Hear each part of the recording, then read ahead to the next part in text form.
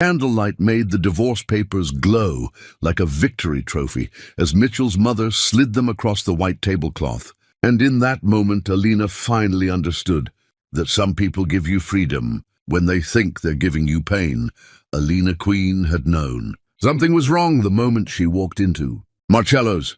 The restaurant was too quiet for a birthday celebration, the air thick with anticipation rather than joy. Mitchell Owen sat at the head of the table wearing a smile that didn't reach his eyes, his phone already positioned at an angle she recognized from every other performance he'd staged for his family's approval. His mother, Constance, occupied the seat of honor to his right, dressed in ivory silk that probably cost more than Alina's car, her perfectly manicured fingers drumming against the stem of her wine glass with the rhythm of someone counting down to an explosion they'd carefully orchestrated. The rest of them were arranged like an audience at an execution. Mitchell's father, Bernard, pretended to read the menu he'd already memorized from monthly visits. His sister, Vanessa, whispered something to her husband that made him snort into his napkin. His brother, Trevor, raised his wine glass in a toast that hadn't been offered yet, his lips already curved in anticipation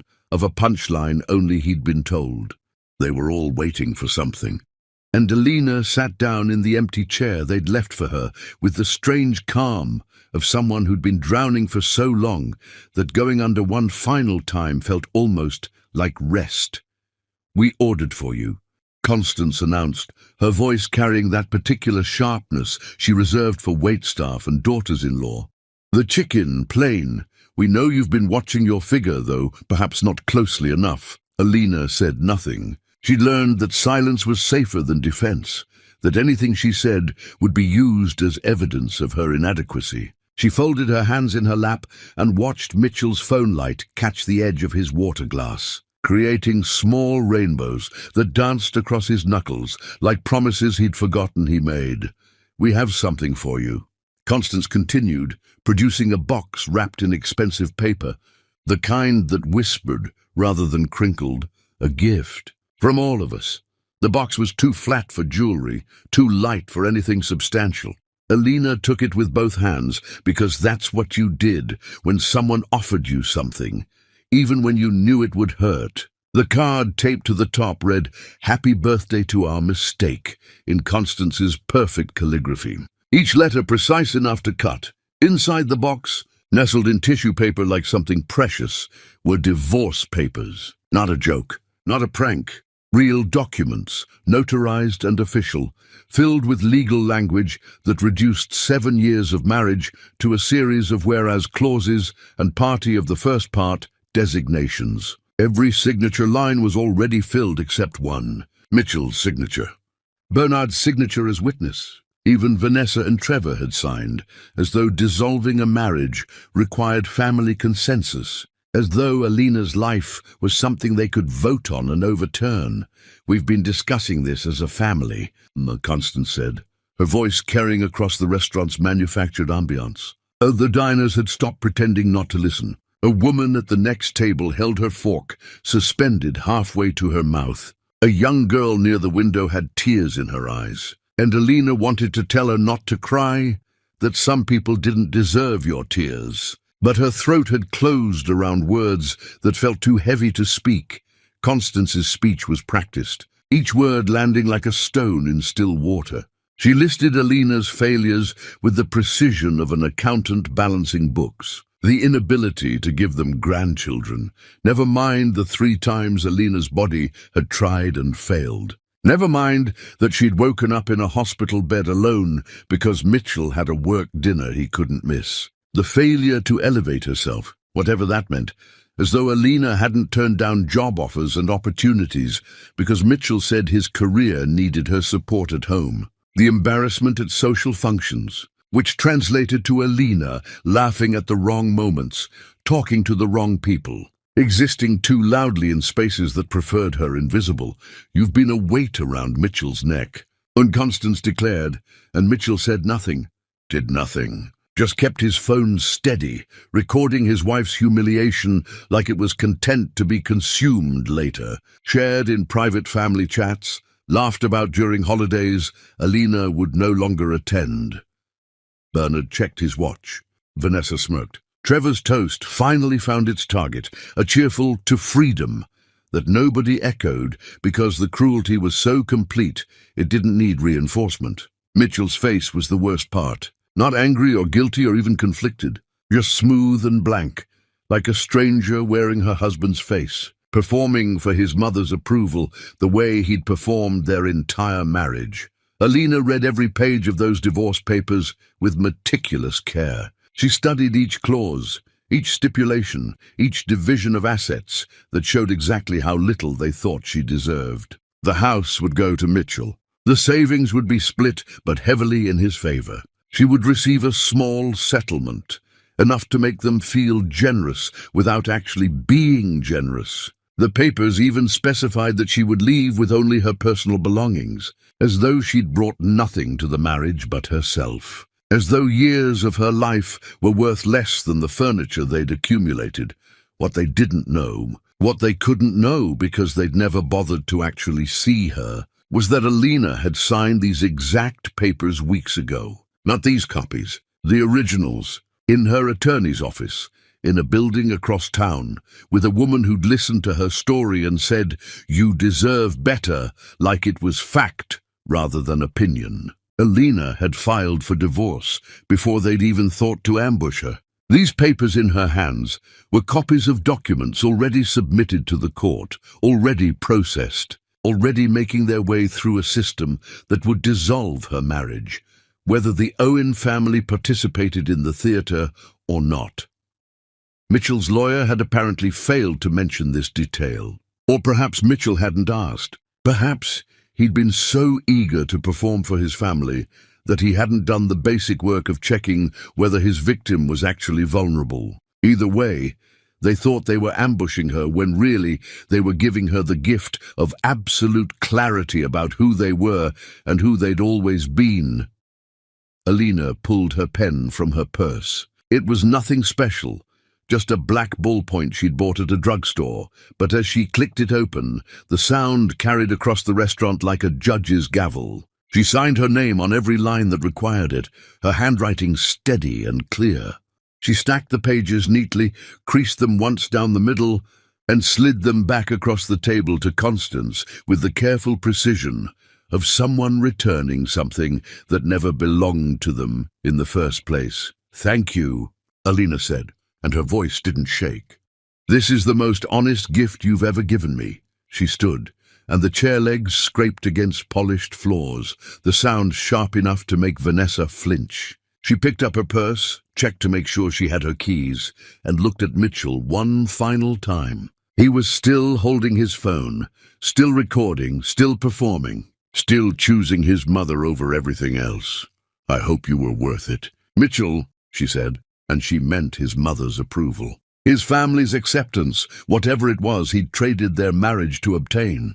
"I really hope you were worth it." Then she walked toward the door. Each step felt like shedding weight she hadn't realized she'd been carrying. Her heels clicked against marble with the steady rhythm of a heartbeat that was finally her own. Behind her, the restaurant remained silent. The young girl who'd been crying was smiling now. The woman with the suspended fork nodded as Alina passed. Even the hostess held the door open with something that looked like respect. Alina walked out into night air that smelled like rain and possibility. She unlocked her car, slid into the driver's seat, and sat for a moment in the darkness, her hands on the steering wheel. Her reflection in the rearview mirror showing a woman she was just beginning to recognize. Then she started the engine and drove toward a life they didn't know existed, toward an apartment they'd never seen, toward freedom they'd given her while thinking they were giving her grief. The irony was so perfect it almost made her laugh. Almost, but Alina Queen was done laughing at things that weren't funny. She was done pretending cruelty was love, that silence was peace, that she was the problem in an equation that had never been designed for her to solve. She was done with all of it, and what the Owen family didn't know, what they couldn't imagine in their perfectly ordered world of appearances and performance, was that Alina being done with them was only the beginning of what she'd already set in motion. Chapter 2. The foundation. They never saw. Alina drove past the turnoff to the house she'd shared with Mitchell, past the neighborhood where everyone knew her as Mrs. Owen, past the grocery store where she'd learned to shop for foods his mother approved of, and kept driving until the streetlights changed character and the buildings looked unfamiliar in the way that meant freedom rather than being lost. The apartment complex was modest, the kind of place the Owens would drive past without noticing. Alina parked in her designated spot, number 47, and sat for a moment with the engine ticking as it cooled, listening to the ordinary sounds of other people's lives filtering through open windows. Someone was cooking something with garlic. A television played the evening news. A child laughed, high and bright and unguarded. Mitchell had never been here, never knew this place existed, never thought to question where Alina went during her Tuesday and Thursday afternoons when she said she was taking cooking classes at the community center. She had taken exactly 2 cooking classes, both terrible, both taught by an elderly woman who believed paprika was dangerously exotic. After that, she'd simply driven here instead.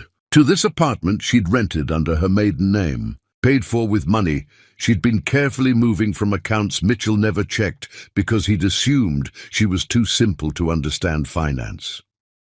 Inside, the apartment was small, but hers. Every piece of furniture chosen because she liked it, not because it matched some designer's vision of what wealthy people were supposed to want. The couch was deep blue instead of beige. The walls held art she'd found at estate sales, paintings by unknown artists whose work spoke to her, even though she couldn't explain why. Books filled shelves she'd assembled herself, mystery novels and poetry collections, and histories of places she'd never been, but hoped to visit now that she could go anywhere without asking permission. But the real heart of the apartment was the second bedroom, the one she'd converted into an office. Filing cabinets lined one wall, organized with color-coded labels. A desk held her laptop, 3 external hard drives, and a printer that had produced more documentation than Mitchell would believe possible. The walls were covered in certificates, each one representing something she'd accomplished while he thought she was wasting time. Alina changed out of the dress she'd worn to the restaurant, hanging it in the back of the closet where she'd never have to see it again. She pulled on comfortable clothes, made herself tea in a mug that said, "Nevertheless," she persisted, and settled at her desk to send the emails she'd written months ago, emails that had been waiting in her drafts folder for exactly this moment. The first email went to her attorney, confirming that the Owen family had played their part perfectly. The second went to the accountant who'd been helping her organize everything, letting him know the timeline was now active. The third went to a woman named Patricia Gaines, a name Mitchell wouldn't recognize. A woman with a story that would break his world in ways divorce papers never could. Alina's preparation hadn't started recently. It had begun one specific night, a night she could still feel in her bones when the weather changed. She'd been in the hospital, her body still cramping from losing another pregnancy that had never quite taken hold, staring at ceiling tiles and counting the minutes Mitchell was absent. He'd called once from the car, his mother's voice sharp in the background, giving him directions to somewhere that wasn't the hospital. He'd said he'd come as soon as he could, but there was this thing he had to do first. This appearance at his mother's charity gala that couldn't be missed because important people were expecting him. Alina had hung up without saying goodbye. A nurse had come in, a woman whose name tag read Louise Hammond, and she'd held Alina's hand without being asked. She'd said, "You deserve someone who shows up," and Alina had started crying. Not from the pain in her body, but from the recognition that she'd been accepting less than the minimum requirement for love for so long, she'd forgotten what showing up even looked like. That nurse, Louise, had given her a business card for a support group. Alina had gone, expecting to find women crying about their losses, and instead found women rebuilding their lives with the same determination others used to tear them down. She'd met Rhonda Keller there, a woman who'd worked for Mitchell's father and had stories that made Alina realize the Owen family's cruelty wasn't personal, but systematic. A pattern they repeated with everyone they deemed beneath them. Rhonda had kept records. She'd been Bernard's secretary for years, privy to conversations he thought she was too enamored to understand or too compromised to repeat.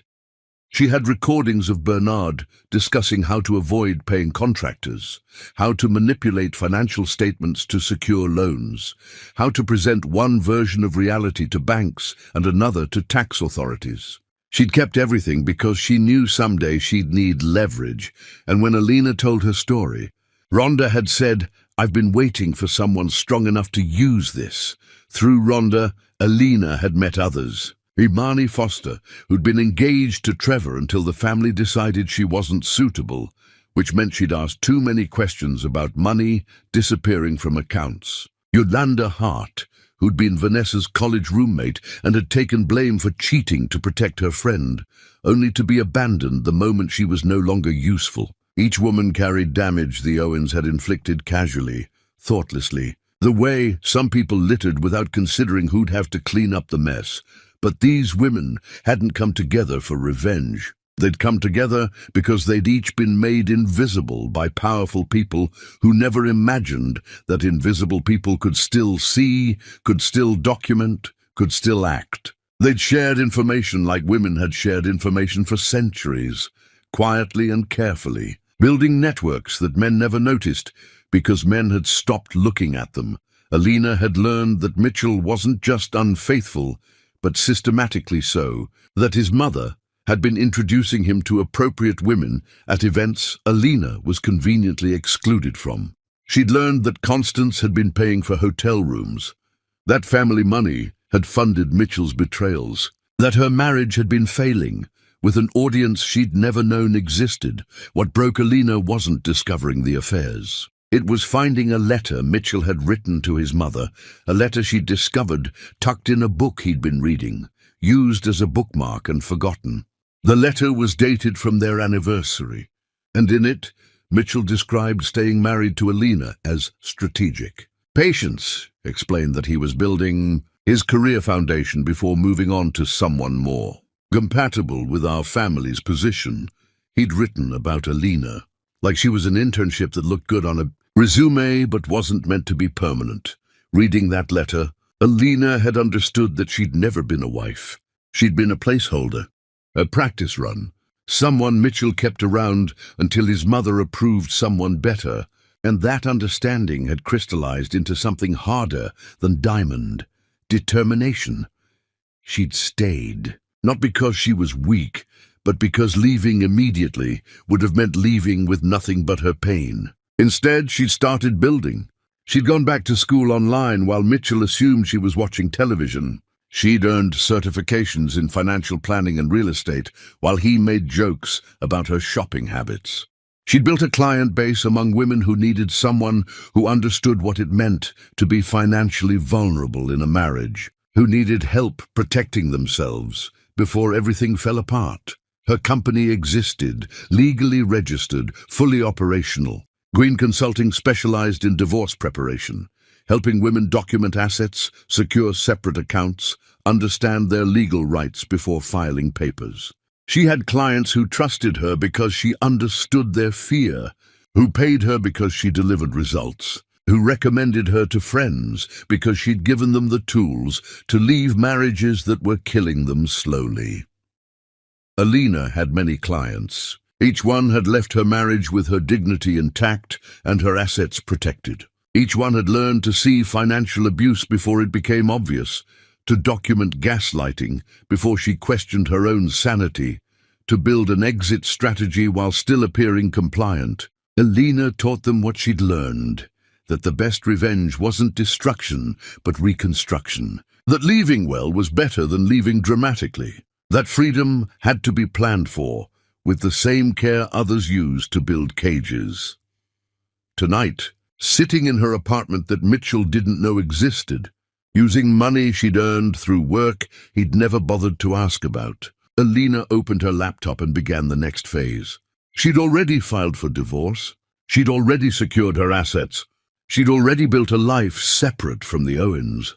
Now it was time to stop protecting them from themselves.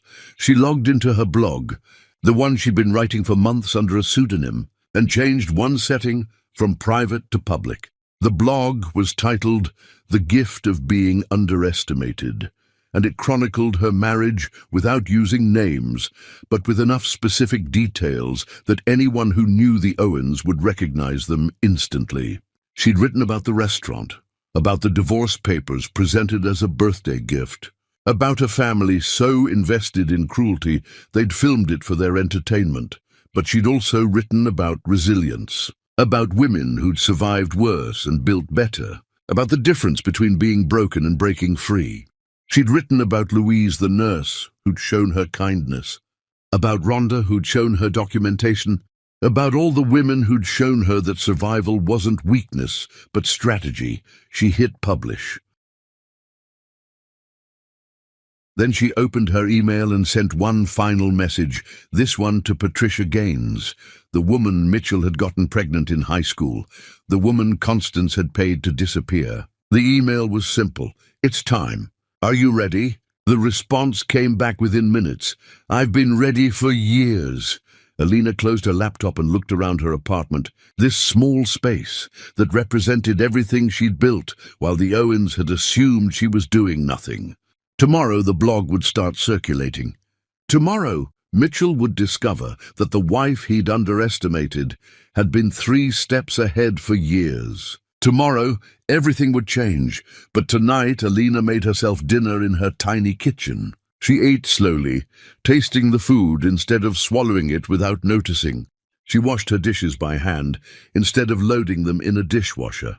She took a bath in water as hot as she could stand, letting it loosen muscles that had been tense for so long she'd forgotten what relaxed felt like.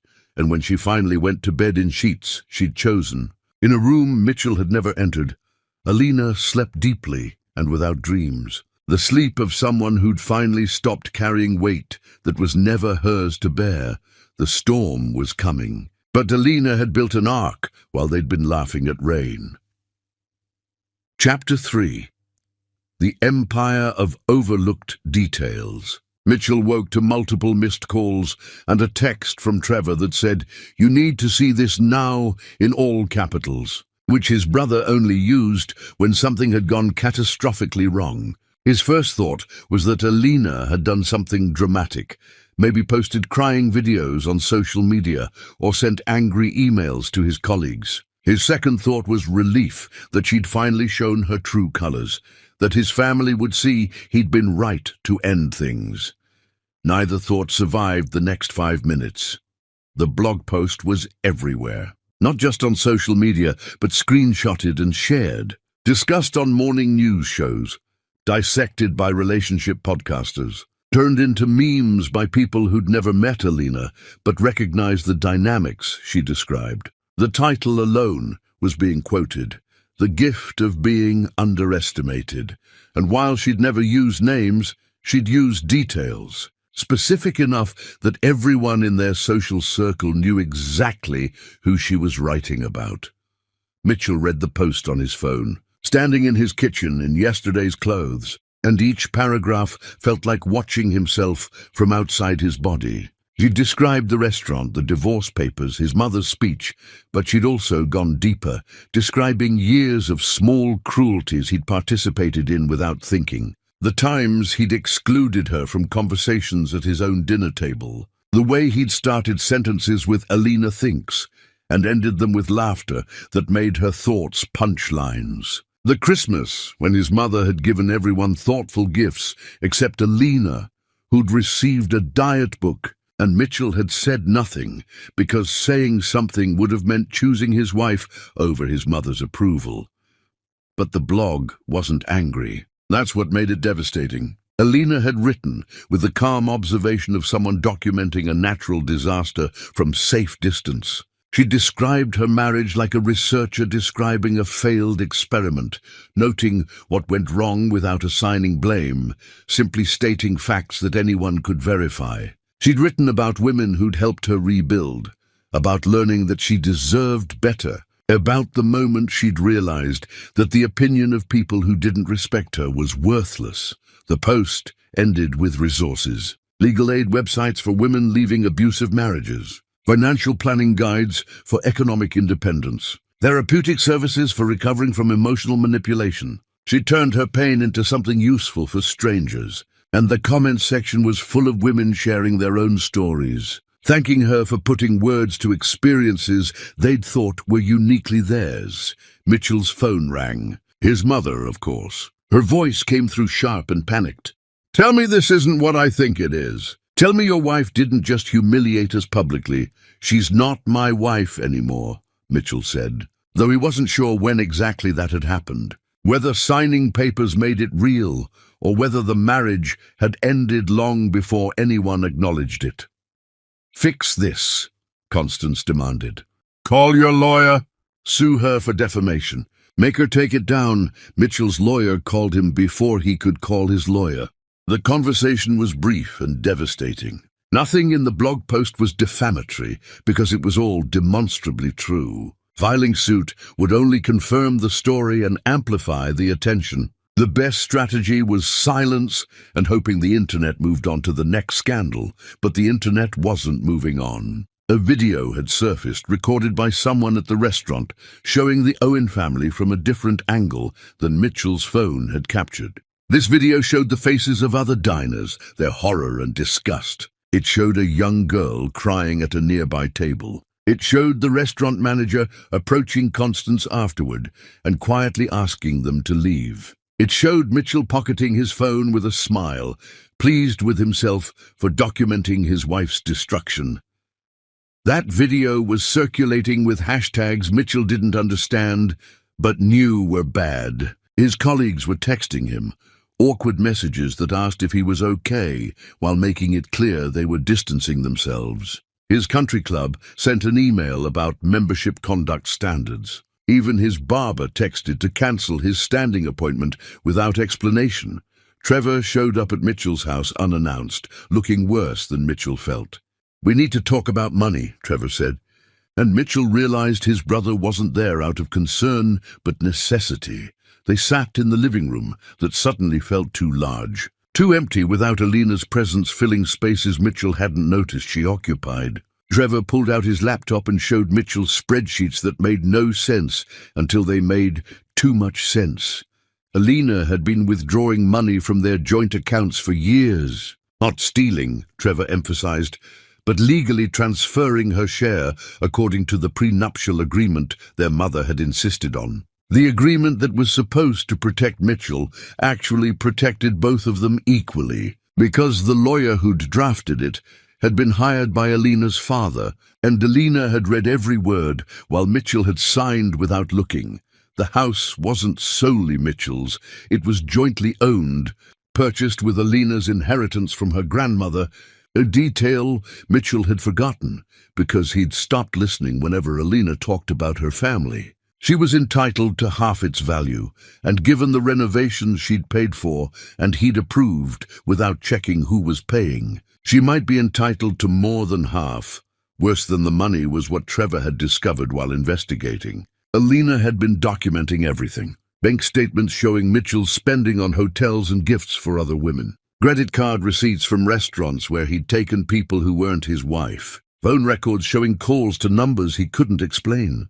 She had evidence of his affairs organized chronologically, notarized by someone who'd witnessed him with other women. Testimony from waiters who'd served him romantic dinners while his wife waited at home. In their state, infidelity mattered. The prenuptial agreement had a clause about fidelity, another detail Mitchell had ignored, and Alina's documentation meant she could argue for a larger share of marital assets. She could take the house. She could take his retirement accounts. She could take anything she wanted, because Mitchell had handed her ammunition by being careless enough to think she'd never use it. "How did we miss this?" Mitchell asked, and Trevor had no answer, except the obvious one. They'd underestimated her so completely, they'd stopped paying attention. Mitchell drove to the house he'd shared with Alina, expecting to find it empty, and instead found it transformed. Everything was staged perfectly, professionally photographed, and listed for sale at a price that would net Alina substantial profit. The furniture they'd bought together was gone, replaced with rental pieces that made the rooms look larger and more appealing. The walls had been repainted neutral colors that erased any sign that people had lived there. But the worst part was the mantel. Their wedding photo still sat there, but Alina's face had been carefully cut out and replaced with a mirror. Anyone looking at the photo saw themselves standing next to Mitchell in a moment that was supposed to mean forever. The message was clear. She'd been a placeholder in her own marriage, interchangeable, forgettable. Someone Mitchell had stood beside without actually seeing. Mitchell picked up the photo and saw his own reflection where his wife's face should be. And something in him finally cracked. Not guilt exactly, not yet, but the beginning of understanding that he'd lost something irreplaceable because he'd never bothered to know what he had.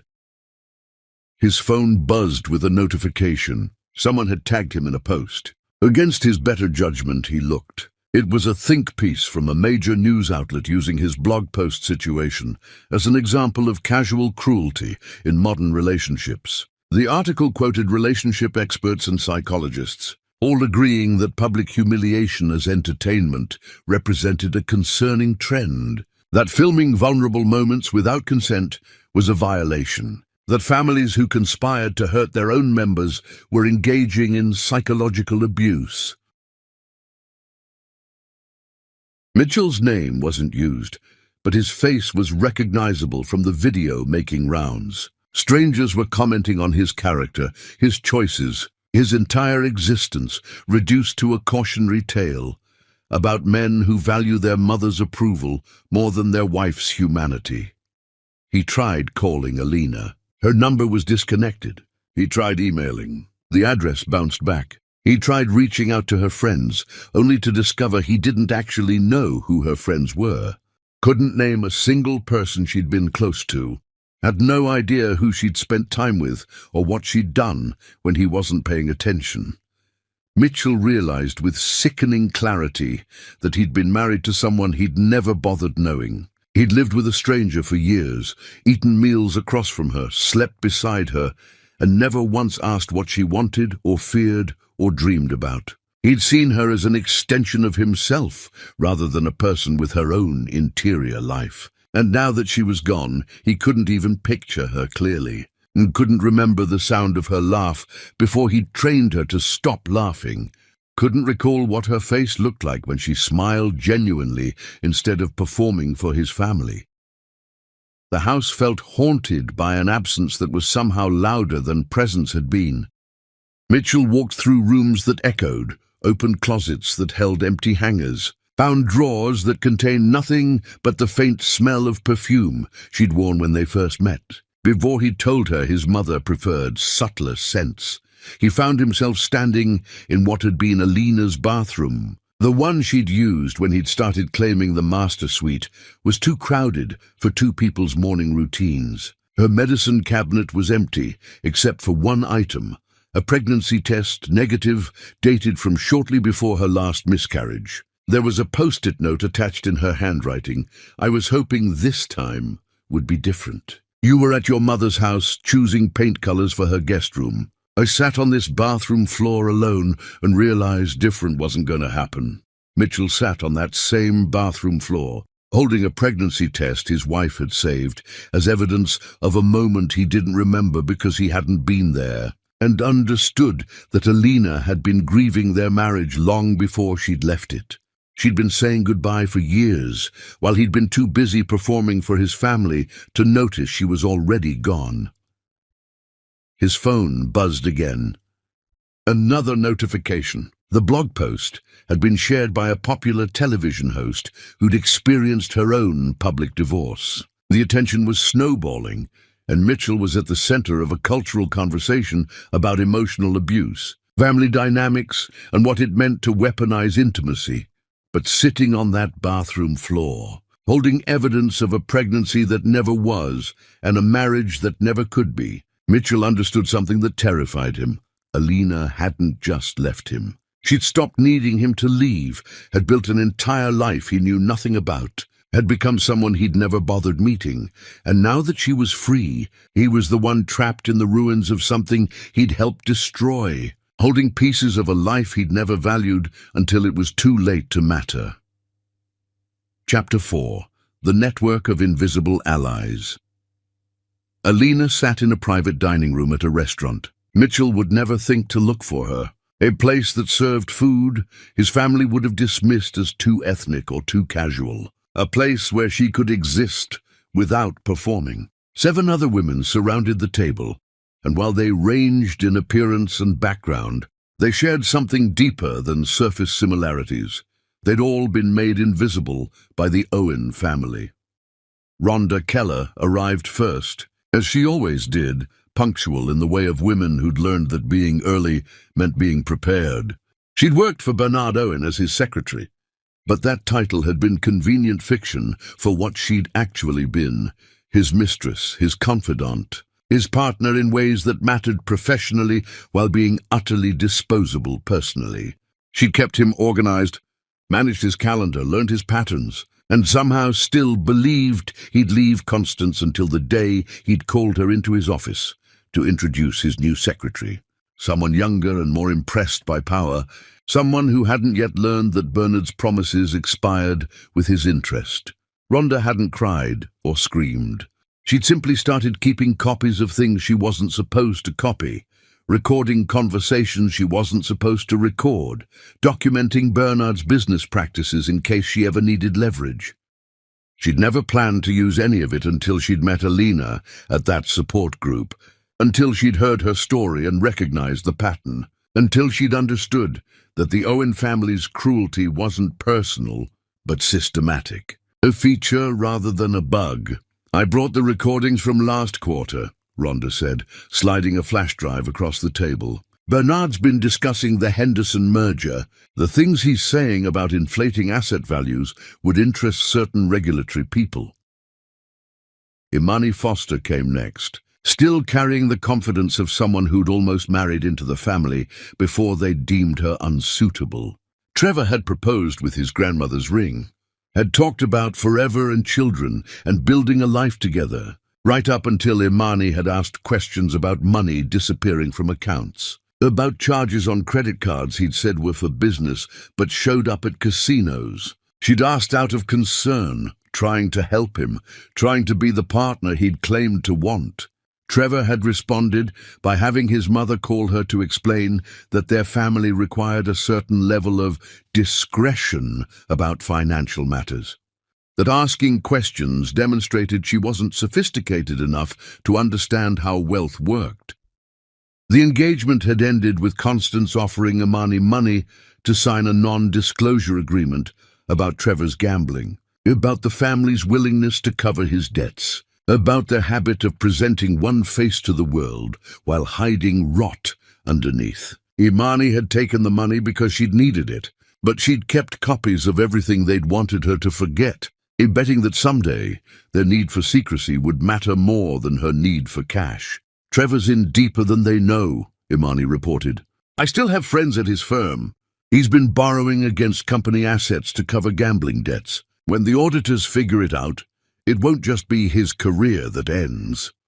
Louise Hammond had been the nurse who'd held Alina's hand in the hospital, but before that, she'd been a freelance accountant who'd worked for the Owen family's business. She'd noticed discrepancies, numbers that didn't reconcile, values that shifted depending on who was asking. She'd raised concerns quietly and professionally, only to be dismissed as someone who didn't understand complex financial structures. When she'd persisted, she'd been let go without explanation and found that every reference check ended with vague insinuations about her competence. Louise had reported the irregularities to authorities, but her complaints had gone nowhere because she was one woman making accusations against a powerful family, and her evidence looked suspicious rather than damning to people who didn't want to investigate. She'd eventually stopped pushing and gone into nursing instead. But she'd kept every spreadsheet, every email, every document that showed exactly how the Owen family manipulated numbers to present different realities to banks and tax agencies. "The statute of limitations hasn't run out," Louise said. "If someone were to refile these complaints now, while they're facing public scrutiny, authorities might actually look this time." But the other 4 women at the table represented something darker, evidence of damage that went beyond professional betrayal into territory that made Mitchell's cheating seem almost mundane by comparison. Patricia Gaines sat directly across from Alina, her hands wrapped around a coffee cup she wasn't drinking from. She'd been Mitchell's first girlfriend, the one he'd dated in high school, the one who'd gotten pregnant when they were both too young to understand consequences fully. Mitchell had been terrified, had told his mother, and Constance had solved the problem the way she solved all problems, with money and lawyers and absolute certainty that she knew what was best for everyone involved. Patricia had been a teenage girl, scared and alone, when Constance had shown up with an attorney and papers that said if Patricia kept the baby, she'd receive a one-time payment and Mitchell would sign away all rights and responsibilities. If she gave the baby up for adoption, the payment would be larger and include college tuition. If she told anyone about the pregnancy or tried to contact Mitchell again, she'd be sued for everything she'd ever have. Patricia had kept the baby. Jordan was in high school now, brilliant and stubborn, and determined to be nothing like the father she'd never met. Patricia had raised her alone, working multiple jobs, accepting help from her family when she'd rather have died than admit she needed it. She'd built a good life for her daughter, despite Constance's belief that poor single mothers were inherently tragic figures. What she hadn't told anyone, what she'd kept secret even from Jordan, was that Mitchell's signature on those papers was forged, that he'd never actually signed away his rights because he'd never been given the chance, that Constance had simply hired someone to sign his name, and had counted on Patricia being too young and scared to verify. "Jordan needs to know her medical history," Patricia said quietly. "She's having some health concerns, and the doctors keep asking about her father's family. I can't keep lying."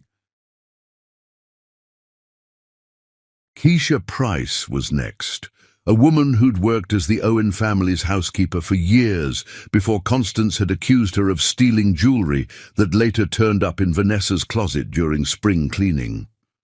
No apology had been issued, no admission of mistake. Keisha had simply been fired without severance, and had found that every subsequent employer who called for references received careful insinuations about trustworthiness. She'd lost her house, her savings, her reputation, all because Constance had needed to blame someone for her own carelessness and had chosen the person with the least power to fight back. "I kept a journal," Keisha said. "Every conversation I overheard while I was cleaning rooms, they didn't think I was smart enough to listen in.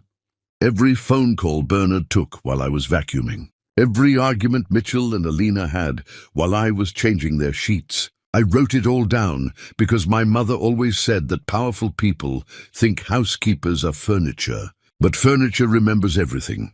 Yolanda Hart had been Vanessa's college roommate, her best friend, someone she'd trusted completely until Vanessa had been caught plagiarizing a major paper.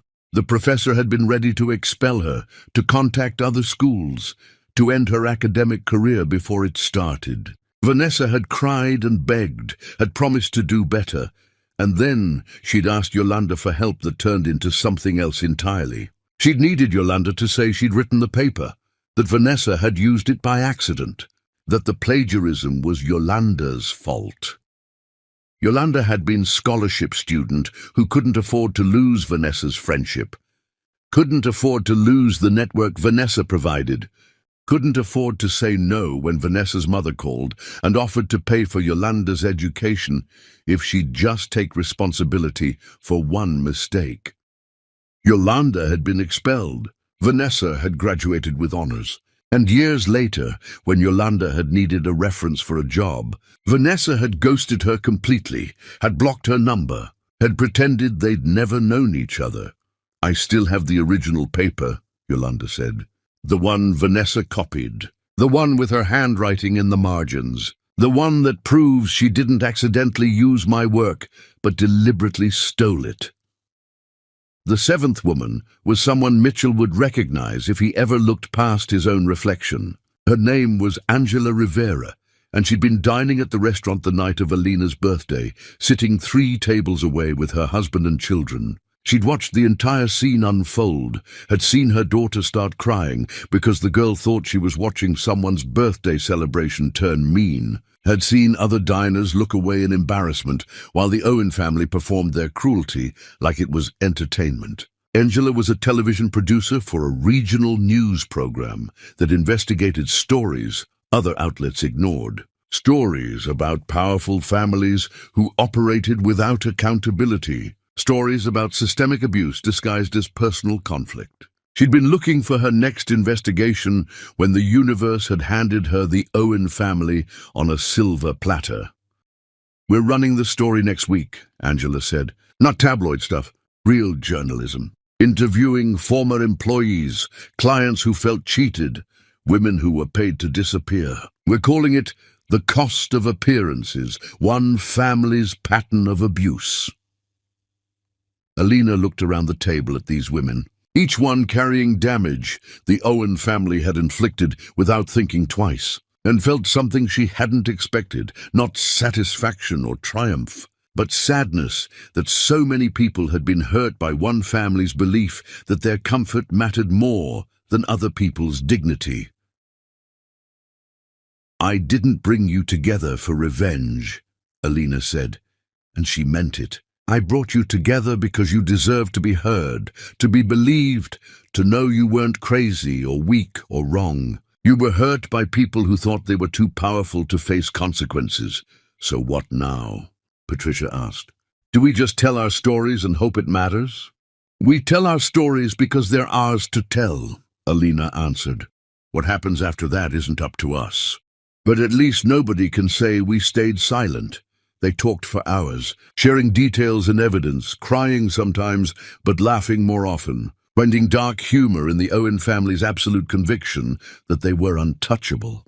They ordered too much food and left generous tips because they'd all worked service jobs at some point and knew what it meant when customers actually saw you as human.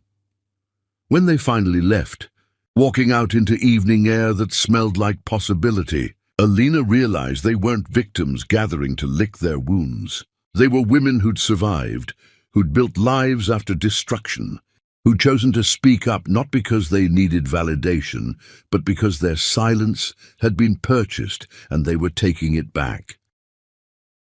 Mitchell would never understand that this wasn't a conspiracy against him. It was simply the natural consequence of his family leaving wreckage in their wake without ever looking back to see what they'd destroyed. Wreckage doesn't stay scattered forever. Sometimes it gathers itself into something that can push back. And the Owen family, who'd spent their lives pushing people down, had never considered what might happen when those people decided to stand up. Chapter 5. The daughter he never knew he lost. The letter arrived at Mitchell's office, hand-delivered by a courier who made him sign for it with the gravity of someone serving legal documents. Inside was correspondence from an attorney Mitchell didn't recognize, representing a client he didn't remember, making claims that cracked the foundation of everything he thought he knew about his own history. Patricia Gaines was seeking to establish paternity for a child born years ago, a daughter who carried Mitchell's DNA and Patricia's last name, and a medical situation that required knowing family history that had been deliberately obscured. The letter was clinical and professional, devoid of emotion, but the attached photograph was anything but. A girl looked directly at the camera with Mitchell's eyes and his mother's stubborn chin and an expression that said she knew more than anyone wanted her to know. Mitchell sat in his office staring at that photograph until his assistant knocked to ask if he needed anything, and he realized 2 hours had passed without him moving. He didn't need anything. He needed everything. He needed the past to be different. He needed his mother to have been someone else. He needed to not be the kind of man who had a child he'd never met, who'd signed away a daughter without knowing she existed, except he hadn't signed anything. That's what the letter explained in careful legal language. The documents his mother had shown him when he was in high school, the papers that supposedly absolved him of responsibility and obligation, had been signed by someone who wasn't him. Constance had forged his signature because actually getting him to sign would have required explaining details she'd wanted him to forget, would have given him a chance to question or refuse, would have acknowledged that he had agency in a situation she'd decided to handle herself. Mitchell drove to his mother's house without calling ahead, without preparing what he'd say, operating on fury that felt cleaner than the guilt underneath it. Constance answered the door already defensive, already prepared with justifications that crumbled when she saw his face. "You forged my signature," Mitchell said. Not a question, but an accusation that hung between them like smoke. "You signed away my daughter without telling me I had a daughter to sign away." Constance didn't deny it. She simply pivoted to explanation, to rationalization, to the belief that she'd done what was necessary. Patricia had been unsuitable. Mitchell had been too young. The pregnancy had been a mistake that would have derailed his entire future. She'd handled it the way mothers handled things, by making difficult decisions so their children didn't have to. "You took my choice," Mitchell said, and his voice sounded strange to his own ears, younger and older simultaneously. "You decided I wasn't capable of being a father, and you made sure I'd never get the chance." "You weren't capable," Constance replied, and she believed it, believed that teenage Mitchell would have made the wrong choice, believed that her judgment mattered more than his agency, believed that motherhood meant controlling outcomes rather than supporting decisions. "You would have stayed with that girl out of obligation. You would have thrown away your potential for someone who trapped you with a pregnancy." "She didn't trap me," Mitchell said, though he barely remembered Patricia now, could hardly conjure her face from memories that had been deliberately buried. "We were both there. We both made choices, and you made sure I never had to face any of them." He left without slamming the door, without the dramatic exit that would have given his mother something to react to. He simply walked away from her mid-sentence, from her justifications, from her absolute conviction that she'd been right. The hospital where Jordan was being treated was 40 minutes away, far enough that Mitchell had time to construct and discard a dozen versions of what he'd say when he got there. But all his prepared speeches evaporated when he saw Patricia in the waiting room, aged by hard work and harder choices, looking at him with an expression that held no anger or hope, just weary assessment of whether he'd come to help or to hurt. "You didn't have to come," Patricia said. Though the attorney's letter had made it clear that Mitchell's presence was necessary, that medical history mattered, that Jordan's health concerns required knowing what genetics she'd inherited from a father she'd never met. "I didn't know," Mitchell started, but Patricia cut him off with a raised hand. "You didn't want to know," she corrected. "Your mother offered you a solution, and you took it because not knowing was easier than knowing. Don't pretend you were some victim in this. You were in high school, not elementary school. You knew what you were choosing when you chose nothing." She was right, and Mitchell had no defense except the truth that he'd been a coward, that he'd let his mother make his decisions because taking responsibility would have required becoming someone he wasn't ready to be, someone he'd spent his entire life avoiding becoming. Jordan was in a private room, sitting up in bed with homework spread across a tray table, working on assignments because missing school was apparently worse than being in the hospital. She looked up when Mitchell entered, and her expression went from curiosity to understanding to something harder in the space of 3 heartbeats. "So you're him," she said, not standing or offering her hand or doing any of the things people did when meeting for the first time. "My mom said you'd probably come because you needed something from me, not because you wanted to know me." Mitchell opened his mouth to deny it, to explain, to somehow make this girl understand that he hadn't known she existed. But she was already talking again, already dismantling every excuse he hadn't finished formulating. "She told me the whole story," Jordan continued, marking her place in a textbook with careful precision. "How your mother paid her to go away. How she kept me anyway because she wanted me even if you didn't. How she worked multiple jobs so I could have what I needed. How every birthday when I'd ask about you, she'd tell me that some people aren't built for parenthood, and that's okay, because the people who are built for it matter more." "I would have wanted to know you," Mitchell said. And it sounded hollow even to him, because wanting wasn't the same as choosing. And he'd spent his whole life wanting things without ever fighting for them. "Would you?" Jordan asked, and her skepticism was so complete it didn't even sound angry, just tired. "Or would you have wanted to want me? Because those are different things. My mom wanted me. She chose me every single day, even when it was hard. You didn't even choose to find out if I existed." Patricia had taught this girl to see clearly, to understand that people's actions revealed their priorities better than their words ever could. Jordan had been raised by a woman who'd turned Constance's money into a college fund, who'd built a life from nothing and taught her daughter that being unwanted by some people just meant you were wanted more fiercely by the right ones. "The doctors need medical history," Patricia interjected, sparing Mitchell from having to respond to truths he couldn't refute. "Your family's health background. Heart conditions, cancers, genetic disorders. Jordan's having some concerning symptoms, and they need to know what to look for." Mitchell provided what information he could, though he realized how little he actually knew about his own family's medical history. The Owens didn't discuss weakness or vulnerability. They didn't acknowledge that bodies failed, or that genetics were lottery nobody controlled. His grandmother had died from something Constance only ever referred to as complications, as though naming the illness would make it more real. The medical team took blood for testing to see if Mitchell was a match for what Jordan might need. And while they waited for results, Mitchell sat in the waiting room with Patricia in silence that felt louder than conversation. "Alina helped us find you," Patricia finally said. "She reached out months ago, asked if I'd ever gotten the support I was owed, if I'd ever told Jordan about her father.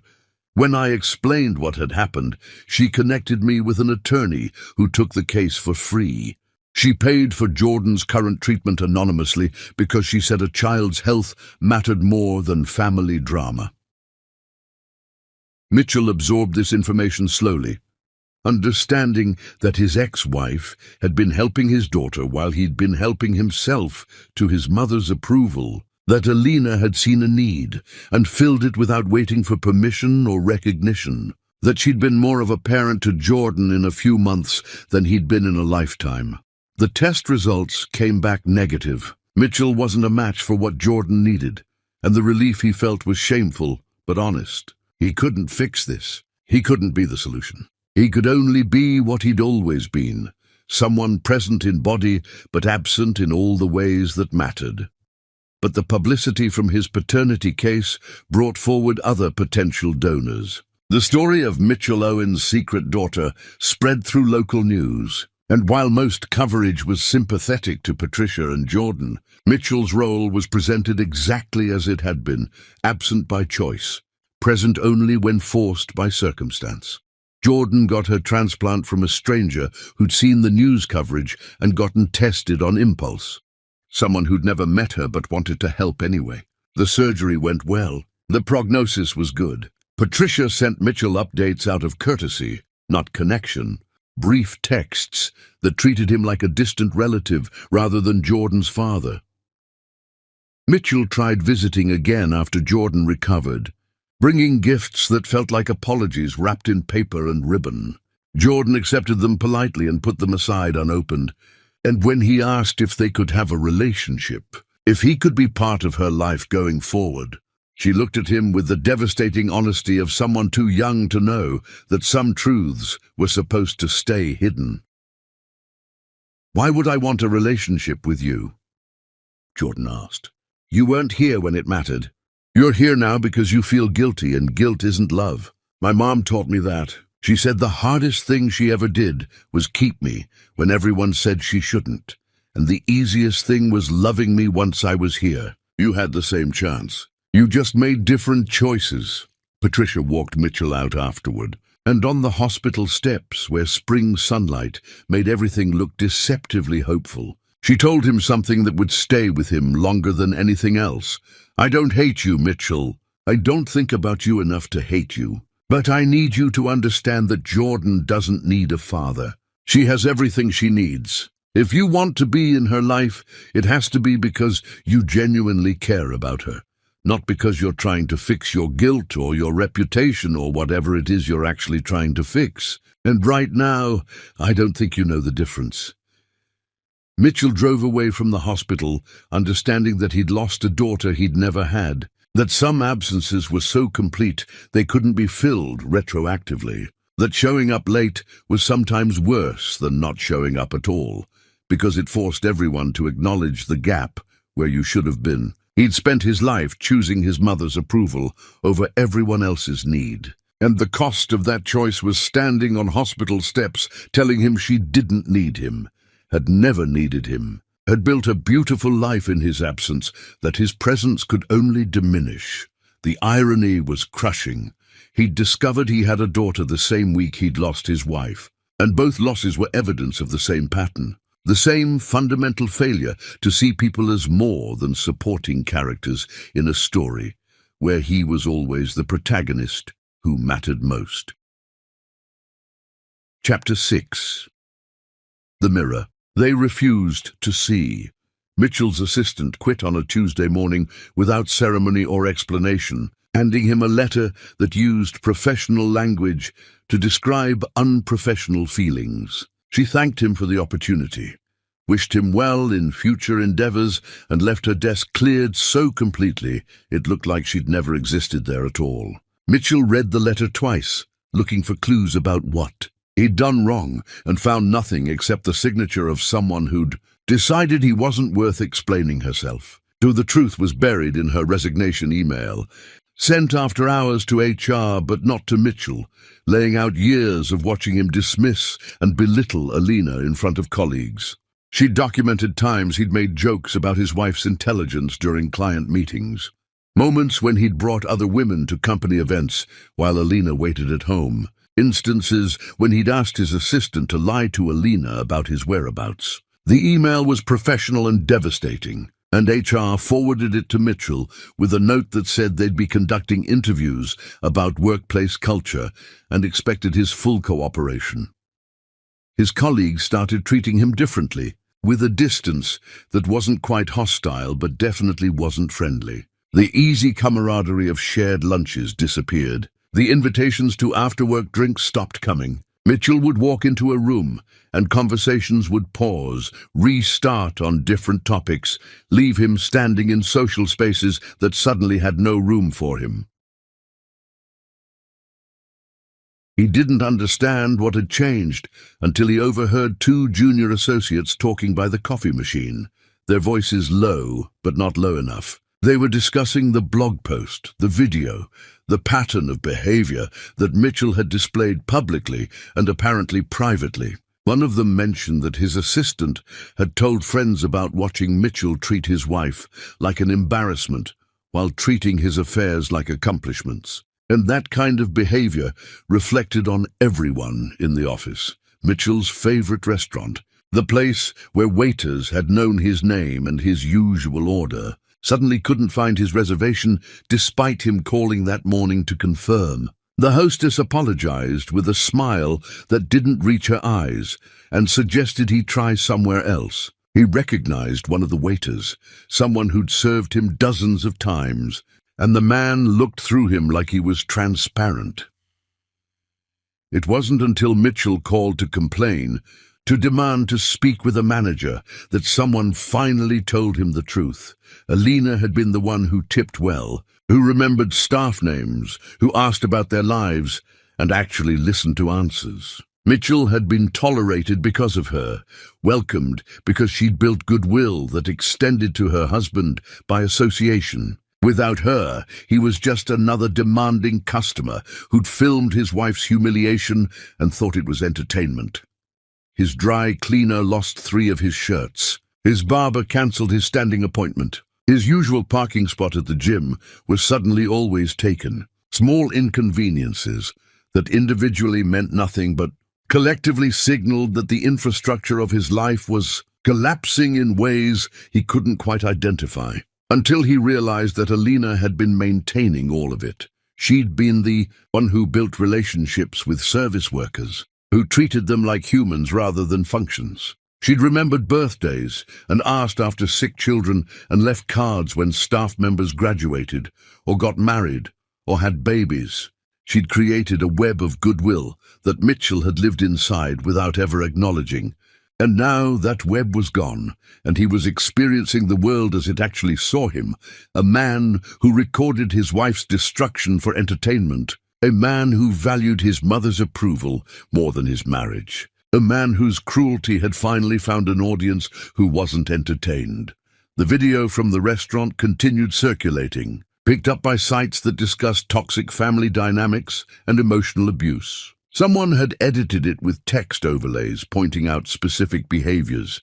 Mitchell's smile while his mother spoke, the way he'd positioned his phone for the best angle, the moment Alina's hands had gone still before she'd signed the papers. The video had become a teaching tool about recognizing abuse, about understanding that cruelty didn't require screaming or violence, that some of the worst damage was done quietly by people who thought they were being clever. Mitchell's college sent an email asking him not to attend the upcoming reunion as keynote speaker, a position he'd been offered before everything fell apart. They cited the need to foster an inclusive environment and thanked him for understanding, though he didn't understand anything except that consequences had finally found him in spaces where his family name used to provide protection. Trevor called in the middle of the night, drunk and panicking, saying they needed to talk about money immediately. Mitchell drove to his brother's house and found him surrounded by papers and empty bottles, trying to calculate how much damage had been done and coming up with numbers that made no sense until they made too much sense. The family business was hemorrhaging clients, not because anyone was actively sabotaging them, but because the people they'd been overcharging and under-delivering to for years had finally been given permission to leave by watching the Owen family's private cruelty become public knowledge. If they could treat family members that way, clients reasoned, how were they treating business partners when nobody was watching? But worse than losing clients was the revelation that Trevor had been embezzling, covering gambling debts by borrowing against company assets, creating financial holes he'd been planning to fill before anyone noticed. Except now everyone was noticing everything, and auditors were asking questions Trevor couldn't answer without admitting to crimes that carried prison sentences. "We're going to lose everything," Trevor said, and he meant it. The business would fold, the reputation would dissolve, the family name would become a warning rather than a credential. Everything Bernard had built, everything Constance had protected, everything the Owen children had inherited would evaporate, because they'd been so focused on maintaining appearances that they'd never bothered building substance underneath. Mitchell's sister, Vanessa, lost custody of her children in a hearing that should have been routine, but became revelatory when her ex-husband submitted evidence that Constance had helped him collect. Recordings of Vanessa teaching their son to lie about his mother to teachers, coaching him in manipulation, punishing displays of genuine emotion. Family court judges had seen terrible parents, but they rarely saw someone so committed to creating smaller versions of dysfunction, to passing down cruelty like it was inheritance rather than infection. Bernard had a stroke at his desk, surrounded by legal documents he'd been trying to organize for the investigations that were now inevitable. The stroke wasn't severe enough to kill him, but serious enough to require care. And Constance discovered their health insurance had lapsed during all the chaos, that medical bills would consume what little savings they had left. that they would have to ask for help from children who were drowning in consequences of their own. The Owen family's mansion went into foreclosure. The vacation property sold at auction. Constance's jewelry was appraised and found to be worth a fraction of what she'd claimed. Costume pieces mixed with real ones in ways that made appraisers wonder if she'd ever known the difference, or if appearing wealthy had mattered more than being wealthy. Mitchell walked through the family home before it was seized, looking at rooms that had once represented success and now just looked like spaces where unhappy people had performed happiness for each other. He found photographs from family gatherings, everyone dressed perfectly and smiling with their mouths, while their eyes held the same exhaustion he saw in his own mirror. In his father's study, Mitchell discovered files Alina must have known about. Evidence that Bernard had built his business partially on fraud, committed decades ago against a partner who died, believing he'd failed rather than been robbed. There were letters from the partner's widow asking for help, for explanations, for anything that would make sense of why her husband's business had collapsed while Bernard's had flourished. All the letters had been ignored, filed away like they were problems that could be solved by pretending they didn't exist. Mitchell understood that his family's empire had been built on the backs of people they'd discarded, that their wealth had come from taking rather than earning, that everything they'd valued was bought with other people's dignity. And Alina had known. She'd seen it all, documented it all, and waited for the right moment to stop protecting them from themselves. His phone buzzed with a notification. Another article about the Owen family, this one from a business journal discussing them as a case study in how toxic internal culture eventually manifested externally, how companies led by people who abused their families inevitably abused their employees and clients and partners. Mitchell sat in his father's chair, surrounded by evidence of systematic cruelty disguised as success, and understood that Alina hadn't destroyed his family. She'd simply stepped aside and let them be seen clearly for the first time. She'd been the smoke and mirrors that made their act work, and without her maintaining the illusion, everyone could see that the Owens were just ordinary people who'd convinced themselves that other people's pain was the price of their comfort.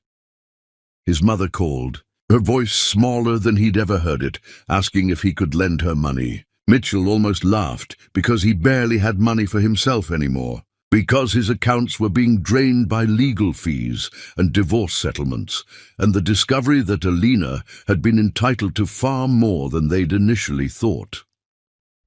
How did this happen?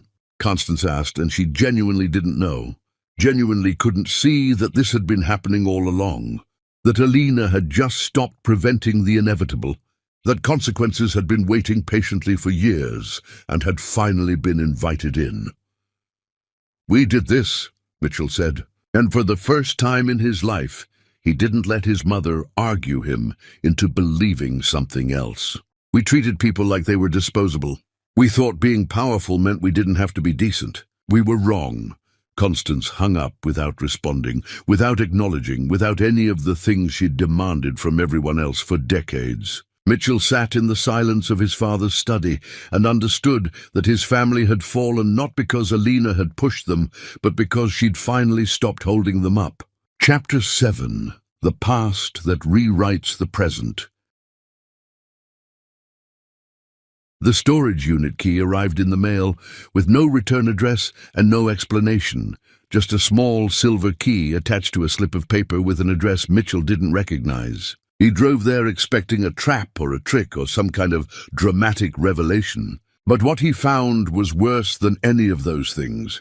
He found the truth, organized and archived, like a museum exhibit of a marriage's slow death. The storage unit was climate-controlled and meticulously arranged. Alina had created a timeline on one wall, photographs and documents pinned in chronological order, each item labeled with dates and context in her careful handwriting. Mitchell stood at the entrance, staring at years of his life presented as evidence, as data points in a case against him that he'd been building without realizing he was on trial. The timeline started with their wedding photo, both of them young and hopeful and stupidly certain that love was enough. Alina had written beneath it, "The day I married a man who looked at me like I was his whole world. I believed him." The next photo was from their honeymoon, Mitchell's arm around her shoulders, both of them laughing at something neither of them would remember now. Her note, "Last time I felt like his priority instead of his obligation." The photos progressed chronologically, and Mitchell could watch himself disappearing from Alina's life in increments. Holiday gatherings, where he stood with his family and she stood alone at the edges. Dinner parties, where he was deep in conversation, while she sat silent beside him. Anniversary celebrations, where he was checking his phone, and she was checking whether anyone noticed she was there. But the photographs were just the opening exhibit. The real devastation was in the boxes, each one labeled with a different year. Each one containing evidence Mitchell had no memory of creating because he'd never thought about what he was destroying. Letters Alina had written but never sent filled the first box. Hundreds of them, ranging from single paragraphs to pages that documented specific incidents, specific hurts, specific moments when she'd chosen to stay despite having every reason to leave. Mitchell read them in chronological order and watched his wife's hope erode with each passing month. One letter, dated from their first anniversary, described how Alina had planned a surprise dinner, and Mitchell had cancelled because his mother needed help selecting new curtains. The letter was cheerful and understanding, making excuses for him, blaming herself for not checking his schedule first. Another letter from their second anniversary had less cheer and more confusion. Why did his mother's preferences always override Alina's needs? Why did Mitchell agree to things and then forget them? Why did she feel like she was competing for attention from her own husband and losing to a woman who actively disliked her? By their third anniversary, the letters had changed tone entirely. No more questions, just observations. Mitchell had forgotten their anniversary completely that year, hadn't even apologized when Alina reminded him, had instead gotten defensive about being expected to remember everything. Her letter documented the conversation verbatim, his words preserved like insects in amber. "Why do you make such a big deal about dates? It's just a day. It's not like I forgot you exist." Except that's exactly what he'd done. He'd forgotten she existed as anything other than a wife-shaped object that was supposed to remain in place while he pursued his actual life with his actual family. And Alina had written it all down. Every forgotten promise, every casual dismissal, every time he'd chosen his mother's approval over her dignity. The second box contained recordings, audio files on a tablet she'd left for him, with instructions taped to the screen. "Press play. Listen to who you became when you thought nobody was documenting it." Mitchell hesitated before following the instructions, but cowardice required more energy than he had left. So he pressed play and heard his own voice saying things he didn't remember saying. The first recording was from a family dinner, Mitchell talking to Trevor about Alina like she wasn't sitting 3 feet away. "She's been putting on weight," his voice said, casual and careless. "Mom keeps hinting I should say something, but what am I supposed to say? Hey honey, you're getting fat." "That'll go over well." Trevor's laugh, Vanessa's giggle, and underneath it all, the sound of silverware against plates that must have been Alina, continuing to eat while they discussed her body like it was public property. Another recording caught Mitchell on the phone with his mother, discussing Alina's third miscarriage. "She's taking it really hard," his voice said, sounding inconvenienced rather than concerned. "I don't know what to do with her when she gets like this. Maybe you could talk to her? Tell her it's not that big of a deal. We can try again." Constance's response was too quiet to hear, but Mitchell's laugh was clear. "Yeah, you're right. She's being dramatic. It was barely even a pregnancy." Mitchell stopped the recording, hands shaking, but Alina had left instructions on the tablet.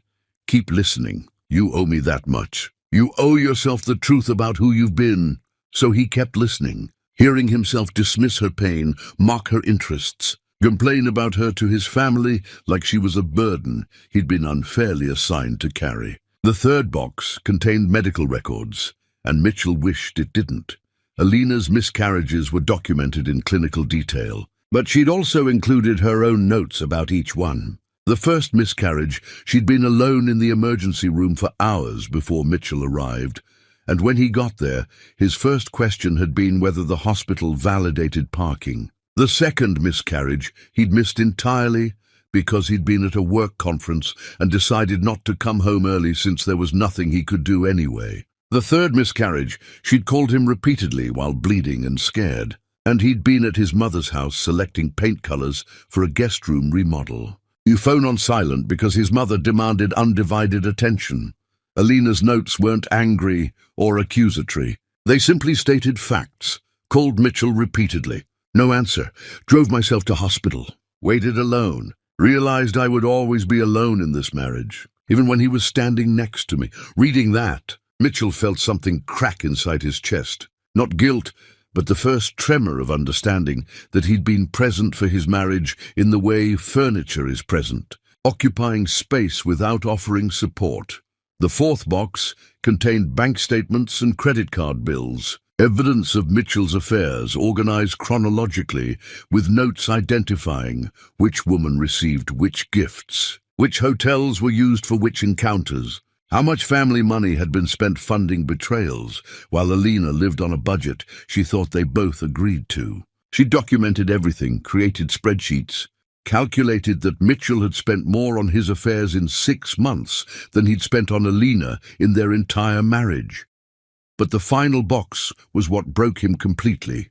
It contained 3 videos, professionally recorded and time-stamped, Alina speaking directly to camera with the composed precision of someone providing testimony. Mitchell plugged the tablet into the wall and watched his wife explain their marriage from her perspective. And it was like seeing himself in a mirror for the first time after living his whole life, assuming his reflection matched his self-image. The first video showed Alina early in their marriage, her face softer and more hopeful than he remembered it being. She talked about loving him, about believing they could build something beautiful together despite his family's disapproval. She talked about compromises she'd made willingly, opportunities she'd turned down gladly, because she'd believed their partnership mattered more than her individual ambitions. She'd looked at the camera and said, "I love him enough to become smaller if that's what makes his family accept us."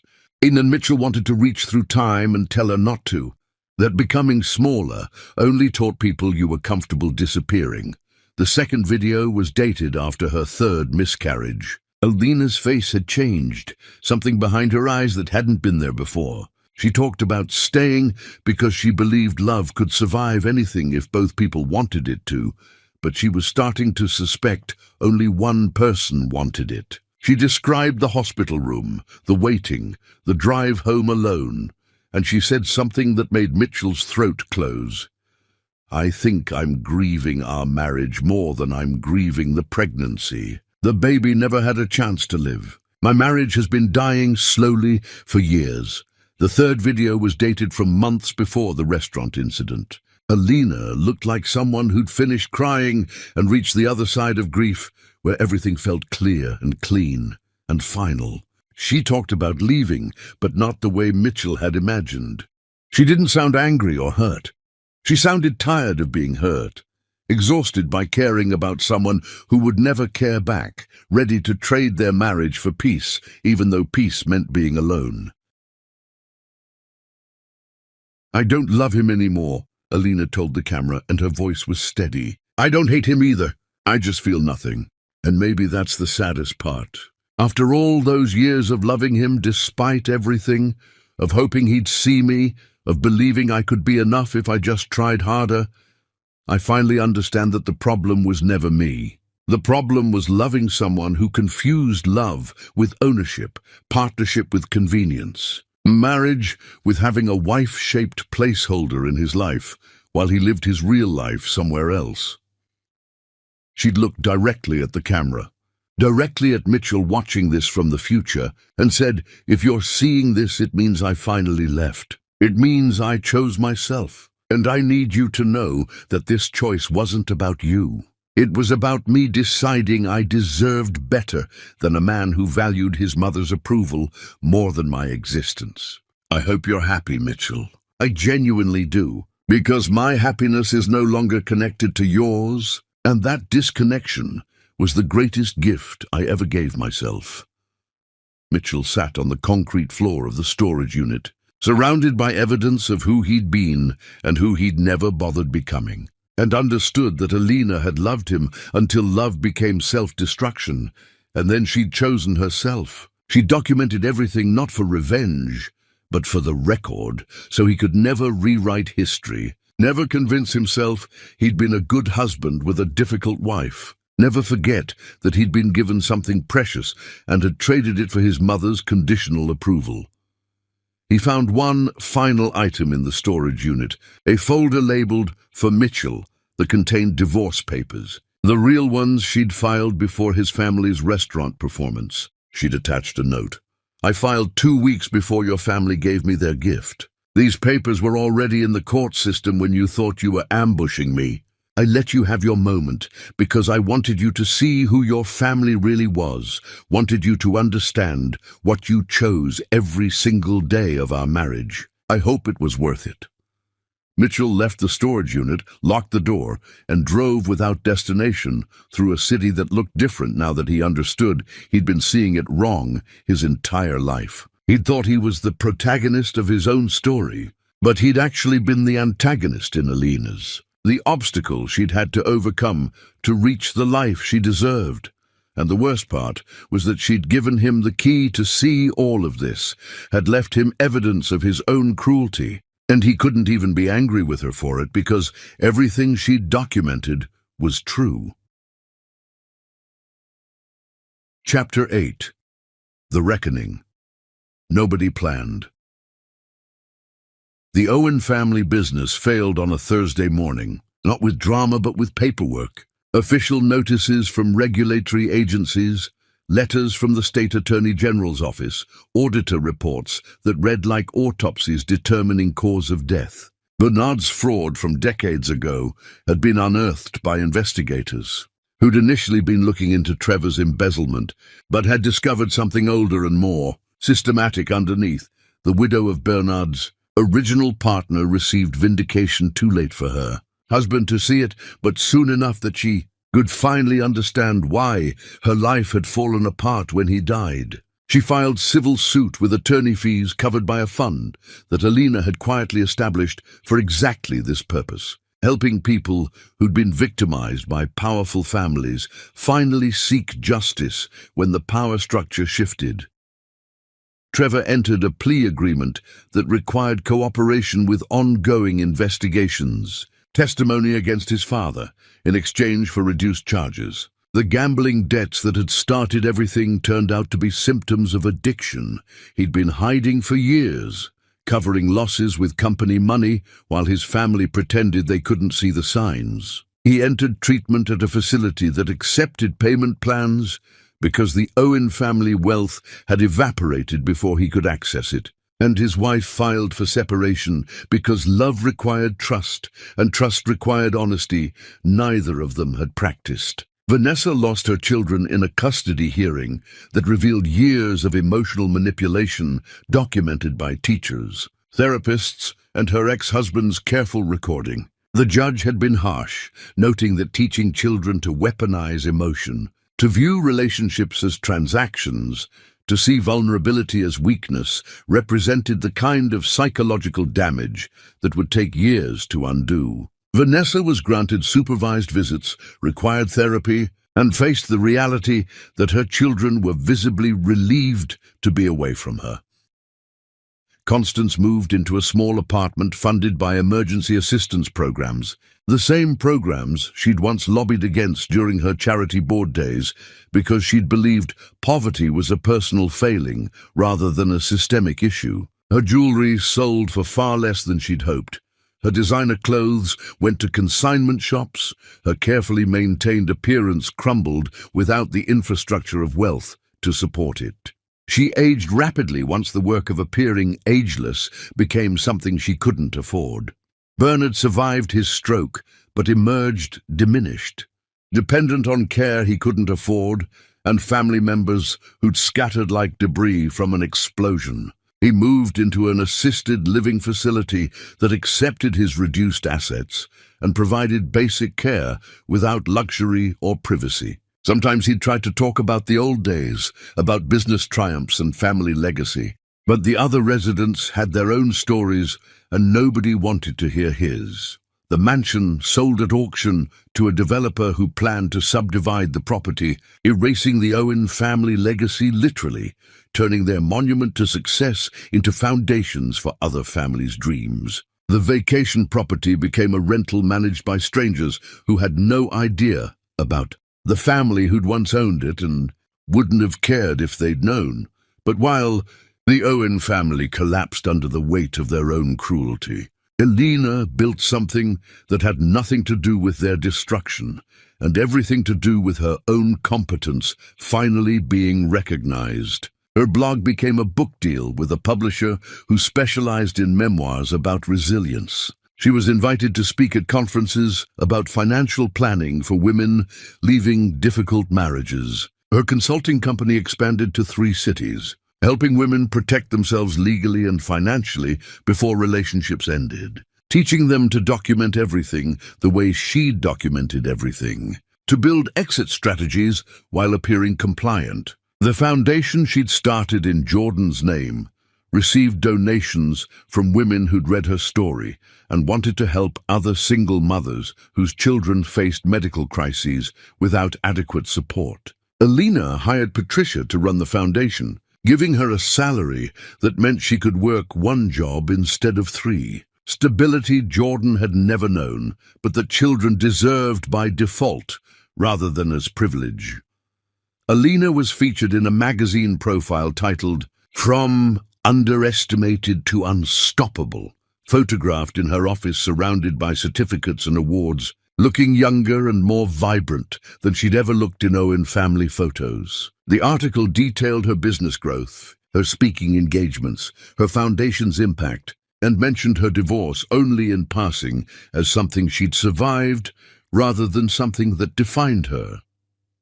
She started dating someone new, a widowed architect named Daniel, who treated her with the kind of quiet respect that felt revolutionary after years of being treated like property. He asked about her day and listened to answers. He remembered small details she mentioned in passing. He cancelled his own plans when she needed support instead of demanding she accommodate his schedule. He was ordinary in the ways Mitchell had been exceptional, and exceptional in the ways Mitchell had been ordinary. And Elena discovered that ordinary kindness was more valuable than extraordinary performance.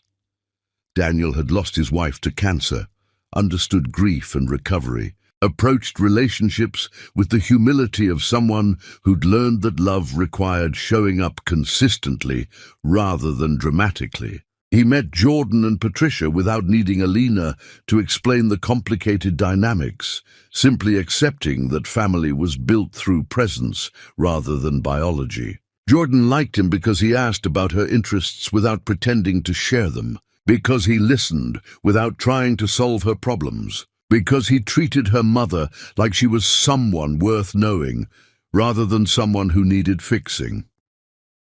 Mitchell watched all of this from a distance, through social media and news articles and the occasional update from mutual acquaintances who couldn't resist telling him how well Elena was doing. Each update felt like evidence that she'd been ready to thrive all along, had simply been waiting to escape the weight of his family's expectations and his own inadequacy. The reunion invitation arrived while Mitchell was packing up his apartment, downsizing to something he could afford now that his income had evaporated along with his family's business. The invitation was formal and elegant, embossed printing announcing that Elena Queen would be giving the keynote address at their college reunion, speaking about resilience and rebuilding and choosing yourself when everyone else chose someone else.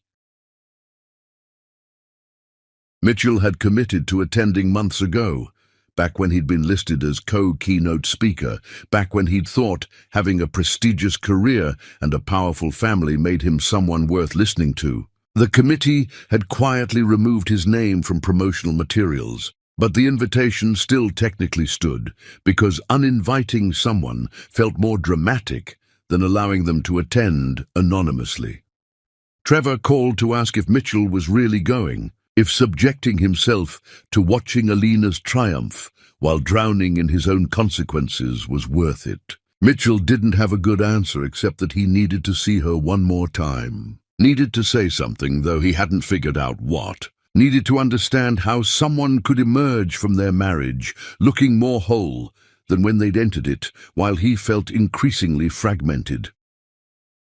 "She's not going there for you," Trevor warned. "She's going there for herself. You showing up will mean nothing to her." "I know," Mitchell said, and he did know. But going anyway felt like the only thing he could control in a life that had spiraled beyond his ability to manage. He spent weeks trying to figure out what he'd say if given the chance. Apologies felt inadequate. Explanations sounded like excuses. Asking for forgiveness seemed selfish when he hadn't earned the right to be forgiven. He rehearsed conversations that would never happen. Imagined scenarios where Alina would hear him out and somehow absolve him.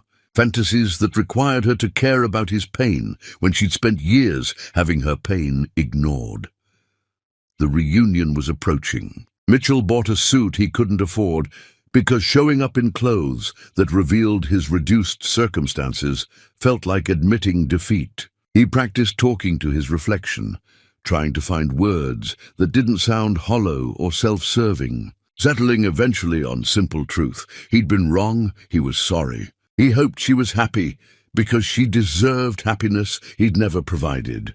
But the words felt empty even as he rehearsed them, because apologizing for destroying someone's life while they were building a new one just meant interrupting their construction to remind them of ruins they'd already cleared away. Mitchell understood that his apology was for himself, that it would do nothing for Alina except remind her of time wasted on someone who'd never deserved it.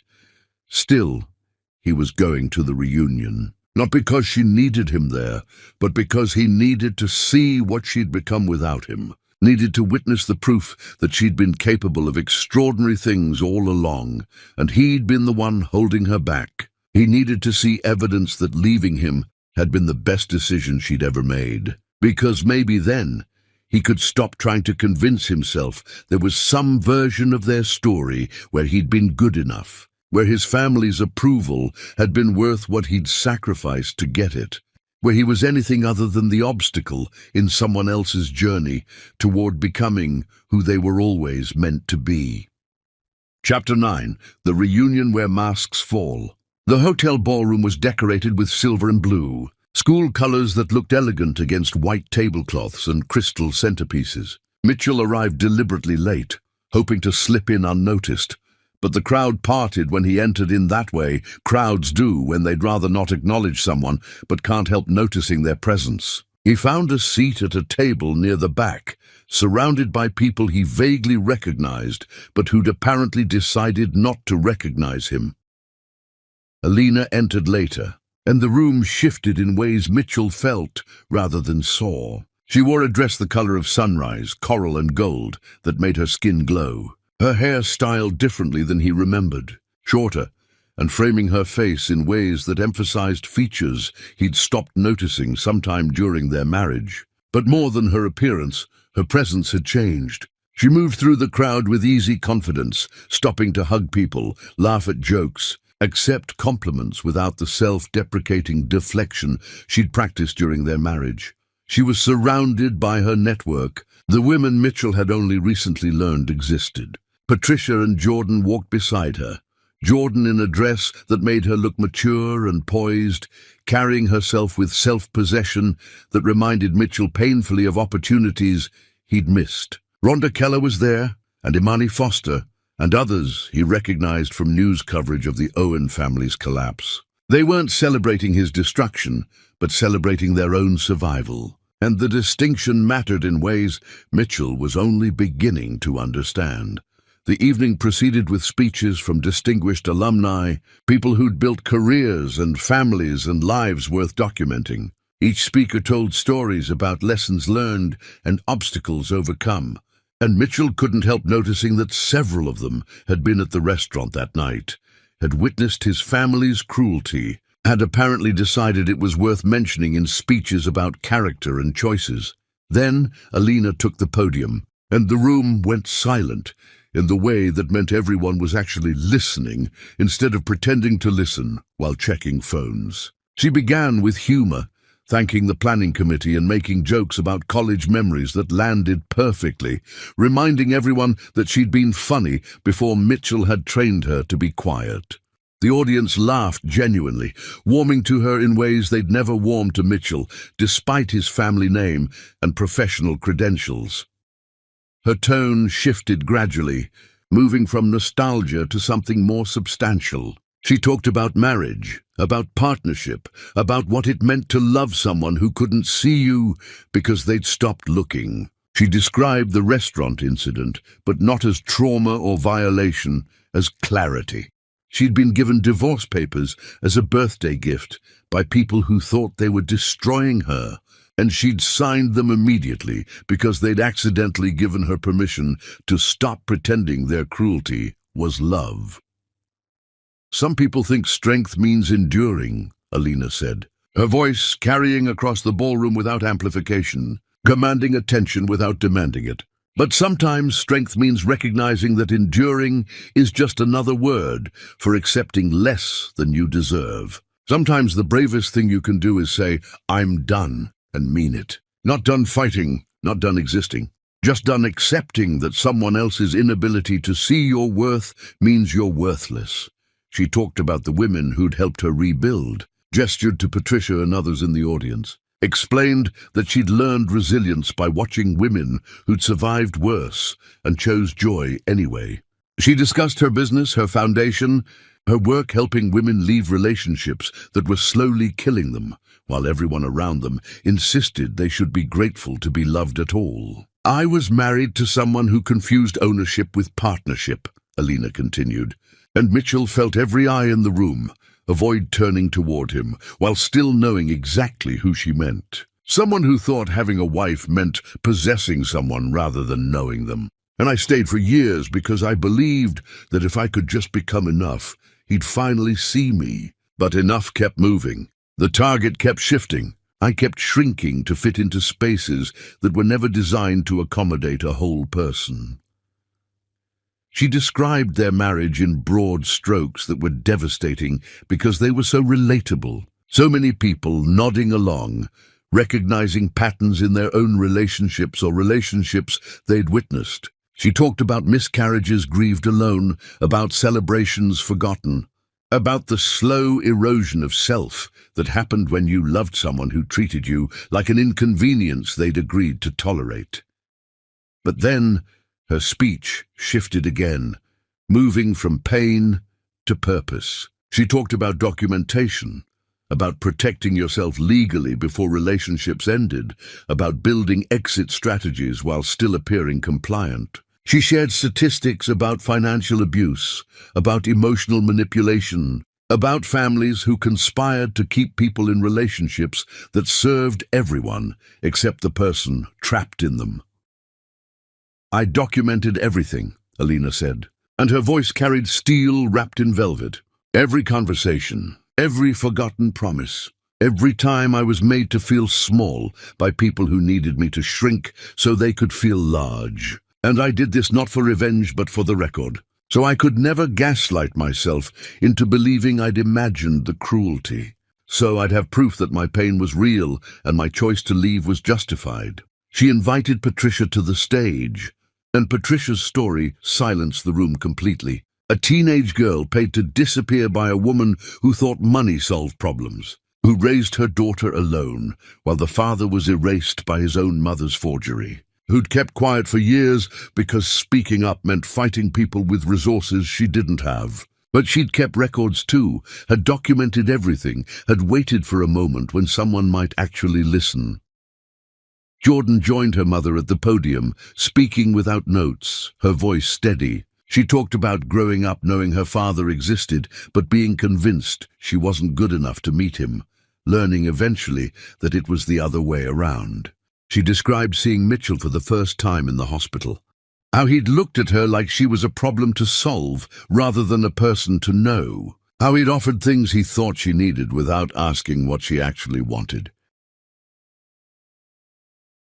"My mom taught me that showing up once doesn't erase years of absence," Jordan said, looking directly at Mitchell for the first time since entering the ballroom. "That being present because you feel guilty isn't the same as being present because you care. I have a good life. I have a mother who chose me every day. I have people who know my name and use it with kindness. I don't need a father who sees me as evidence of his mistakes. I need people who see me as myself." One by one, other women took the stage and told their stories. Rhonda describing years as Bernard's secretary and mistress, watching him commit fraud while treating her like she was too stupid to understand what she was witnessing. Imani explaining how Trevor's gambling nearly destroyed her finances before she discovered it, how his family paid her to keep quiet rather than getting him help. Keisha detailing false accusations and destroyed reputation. Yolanda describing plagiarism and betrayal and the cost of trusting someone who viewed friendship as transactional. Each story was distinct, but they shared DNA, the same pattern of the Owen family treating people as disposable, using them until they were no longer useful, then discarding them with money or lies or both. Mitchell sat listening to an oral history of his family's cruelty, told by women they'd never imagined would speak up, whose silence they'd purchased without considering that payments expire when power structures shift.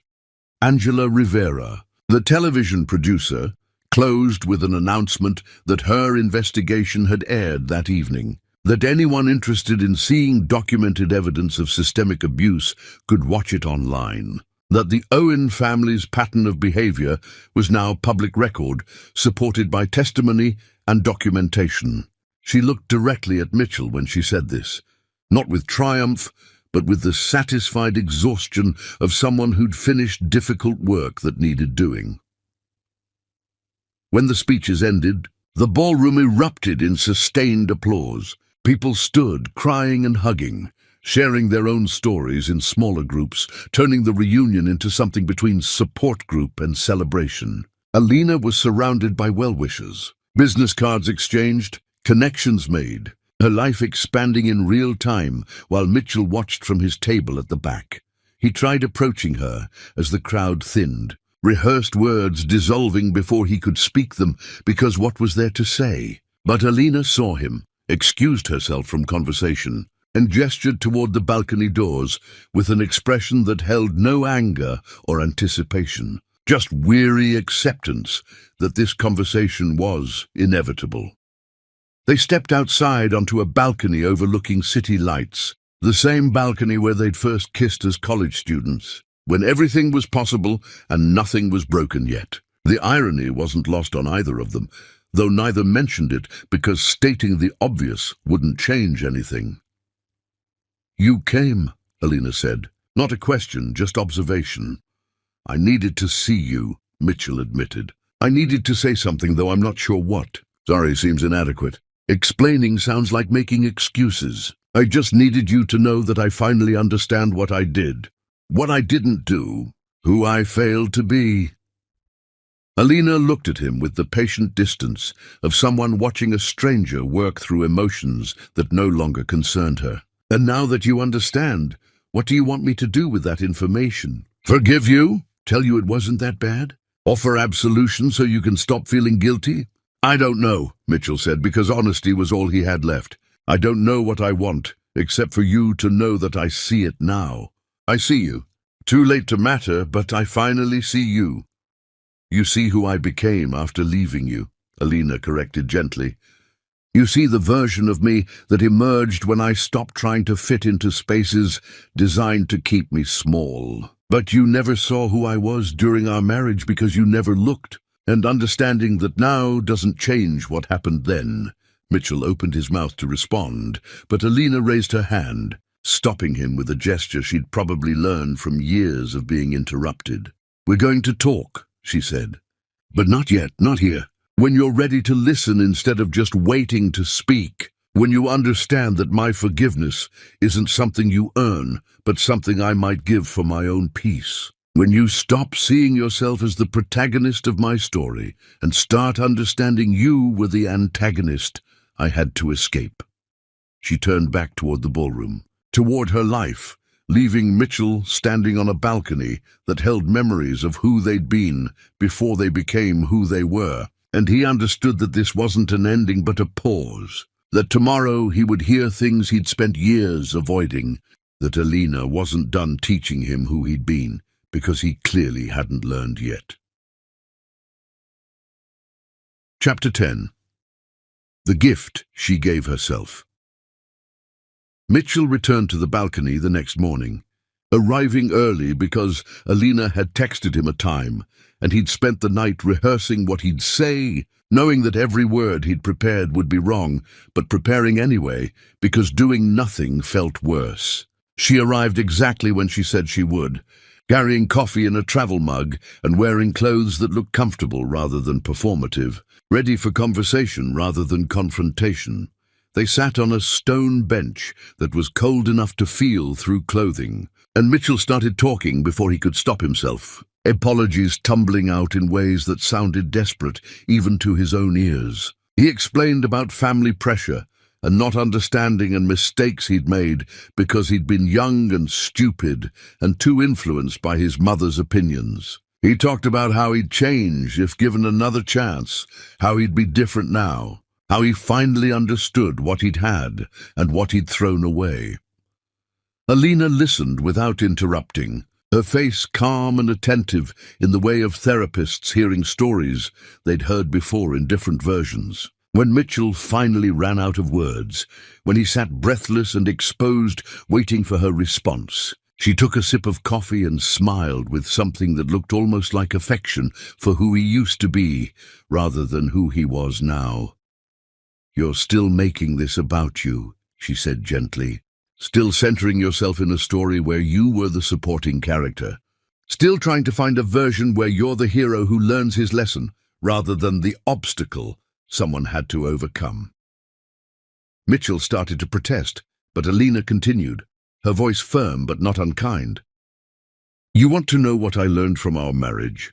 I learned that love isn't enough when the person you love doesn't see you. I learned that compromise becomes self-erasure when only one person is compromising. I learned that some people will take everything you offer and still complain you're not giving enough.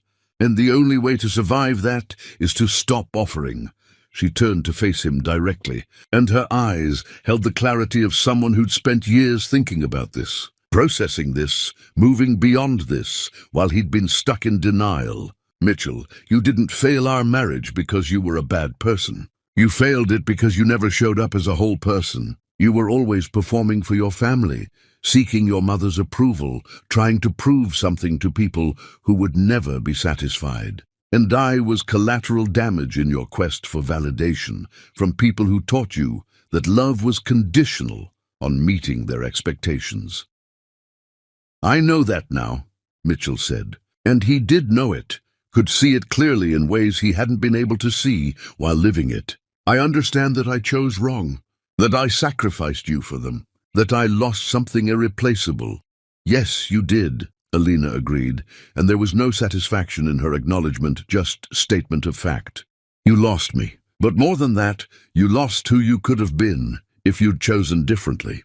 You spent so much energy trying to be who your mother wanted that you never figured out who you actually were. And that's not something I can forgive, because it's not about me. That's something you have to grieve on your own." Mitchell felt tears he hadn't earned falling anyway, and Alina didn't comfort him because his comfort wasn't her responsibility anymore. Hadn't been her responsibility for a long time, even when she'd still been trying to provide it. She simply sat beside him and let him cry, bearing witness without offering absolution. When he finally composed himself, Mitchell asked the question he'd been avoiding. "Do you hate me?" "No," Alina said, and she meant it. "I don't hate you because hating you would mean you still occupied space in my emotional life. I don't think about you enough to hate you. I think about who I was when I was trying to love you, and I grieve for her sometimes. But you're just someone I used to know, someone who taught me what I wouldn't accept anymore." She explained that her revenge hadn't been in destroying his family, but in becoming indestructible herself, in building a life where his opinion of her mattered so little she could wish him well without irony or bitterness. She talked about the women who'd helped her, the work that fulfilled her, the foundation that carried Jordan's name and helped mothers who needed support their families wouldn't provide. "I didn't orchestrate your family's collapse," Alina said. "I just stopped protecting you from yourselves. Every client who left your business did so because they were already unhappy. Every employee who spoke up had been mistreated for years. Every crack in your family's facade existed long before I stopped spackling over them to maintain appearances. I simply stepped aside and let consequences find the people who'd been running from them." Mitchell asked what she wanted from him now, what he could do to make any of this better, and Alina's answer was the most devastating thing she could have said. "I want you to be happy, genuinely happy in a way you never were with me, because my happiness is no longer connected to yours in any way, and I need you to understand that severing that connection was liberation." She explained that she forgave him, not because he deserved it, but because forgiveness was something she did for herself, refusing to let the past colonize her future, choosing peace over resentment because she had a beautiful life that had no room for anger strong enough to tie her to him. She wished him genuine healing, hoped he'd find therapy and do the work to understand why he'd needed his mother's approval more than his wife's respect. Hoped he'd become someone his daughter could be proud of, even if it was too late for relationship.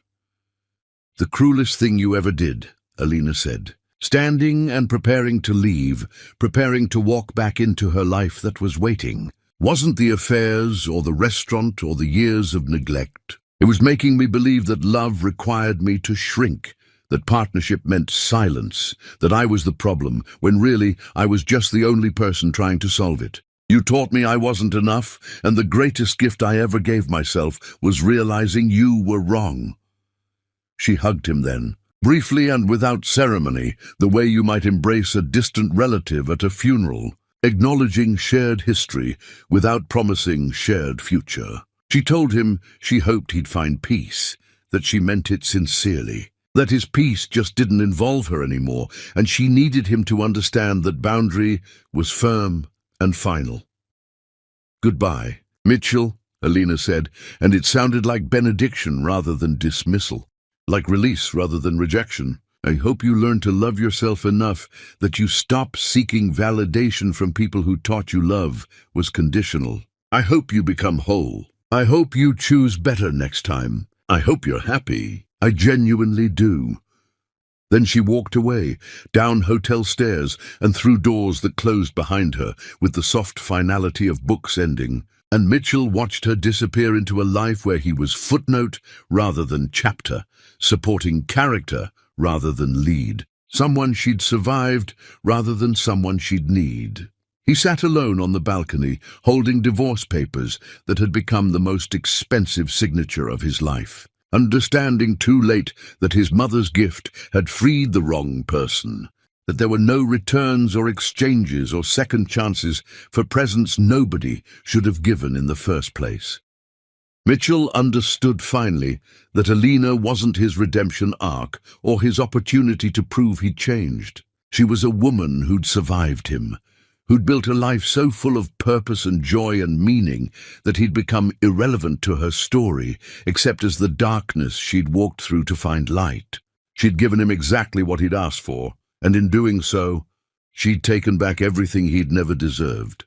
As Alina disappeared into the mourning crowd of people who knew her real name, who saw her real face, who celebrated her real victory, Mitchell finally understood that his mother's gift had accomplished something magnificent. It had freed a woman from the prison of being loved poorly, and that liberation was worth more than every year of their marriage. every moment of their history, every word of his apology combined. Because freedom, real freedom, was the only thing you could give yourself that nobody could ever take away. The end.